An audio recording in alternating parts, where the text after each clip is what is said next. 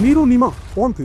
नीरू और नीमा यानी कबीर परमेश्वर के माता पिता वास्तव में ब्राह्मण थे, जिन्हें अन्य ब्राह्मणियों के ईर्ष्या के परिणाम स्वरूप मुसलमानों द्वारा जबरन धर्म परिवर्तन कर दिया गया था।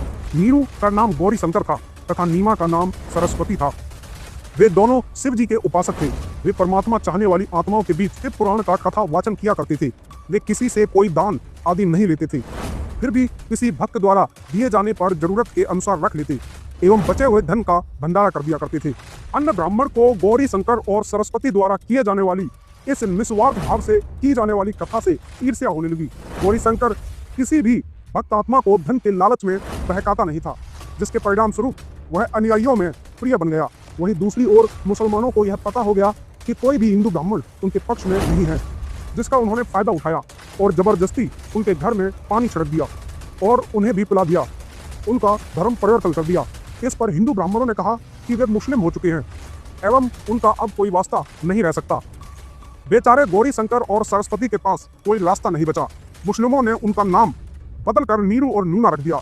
उन्हें जो भी दान मिला करता था वे उससे अपना निर्वाह करते थे। अब ना तो उनके पास कोई संचित राशि बची थी और ना ही उनके पास आजीविका का कोई साधन बचा था, क्योंकि दान आना अब बंद हो गया और वे मुस्लिम ठहराए जा चुके थे।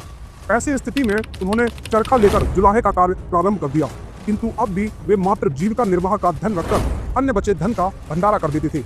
नीरू नीमा का गंगा में स्नान करना अन्य ब्राह्मणों ने बंद कर दिया था, क्योंकि उनके अनुसार वे मुस्लिम हो गए थे। कलयुग में कबीर साहब काशी में नहर तारा तालाब पर अवतरित हुई थी। नहर तारा तालाब में जल गंगा नदी का ही आता था। वर्ष 1398 विक्रम संवत 1455 को ज्येष्ठ की पूर्णिमा के दिन कबीर साहब कमल के पुष्प पर अवतरित हुए।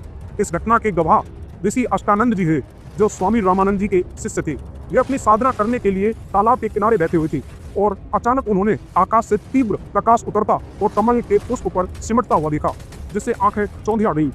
काशी में गंगा नदी की लहरों से लहराता तालाब, जो एक बड़ा तालाब था, भर जाता था। वह सदा गंगा के पवित्र जल से भरा रहता था। तालाब में कमल पुष्प उगते थे।